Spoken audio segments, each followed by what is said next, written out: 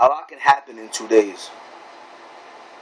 Because, last Monday night on Raw went old school. And the night where all the legends from the past were returned for one night only. And one of those legends that returned was The Undertaker. And he came out to the ring. Well, he came out to start the show by the entrance. And he did his entrance, whatever. And behind him in the Titantron was the WrestleMania logo.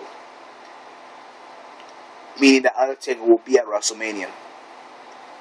And when you think of WrestleMania, you think of The Undertaker. When you think of The Undertaker, throughout his whole career in the WWE, you think of Paul Bearer.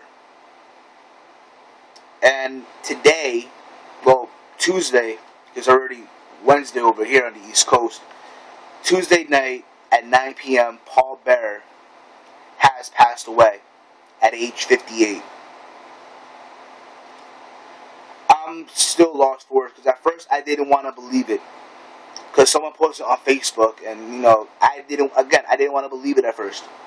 So then I go on the wrestling site, I went on ProWrestling.com, and it said he passed away.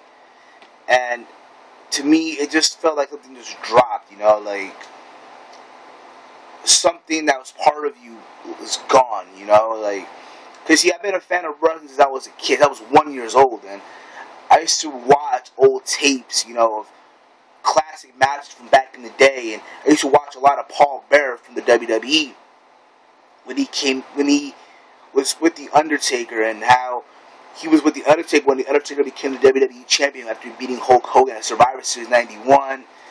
To Undertaker feuding with, Yokozuna, the Mock Undertaker, when Undertaker was feuding with the Giant Gonzalez, and so on and so on. You think of Paul Bearer because he was always by his side,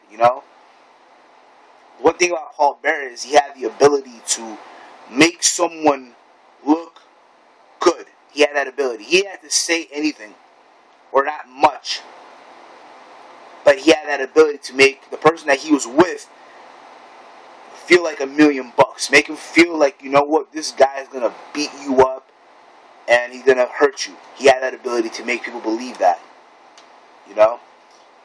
Even when Undertaker debuted, he didn't talk much. Paul Bearer was speaking for him. And that he was good with it. He was good on the mic for what it was. And again, when I was a child, I remember I used to scroll through old magazines from the WWE, and whenever I see a Paul Bearer picture, him with the urn and that aura, that stare, that pose that he had, I used to be scared. I used to run. I used to cry to my mom, and I was 4 or 5 years old. And when I heard the news, I go back to those memories as a child, Probably my most memorable Paul Bearer moment had to be when Undertaker was feuding with Kane in, 97, 98. Remember when Paul Bearer would tell Taker, "Oh, Kane is still alive, whatever, And what made that feud more interesting was the fact that Paul Bearer was there. Any storyline involving The Undertaker, Paul Bearer always made it interesting. And again, it's sad. It's hard to believe that he's no longer here. Arguably one of the greatest managers of all time. If you're to make your top 5 best managers of all, from the past, you have to put Paul Bearer in that list. You have to. And Paul Bearer deserves to be in the WWE Hall of Fame this year. He should be. It would be a travesty if he's not in the Hall of Fame this year.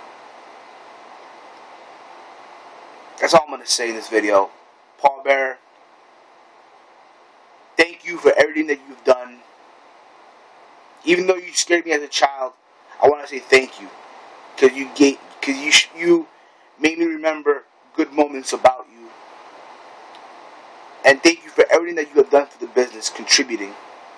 And may you rest in peace.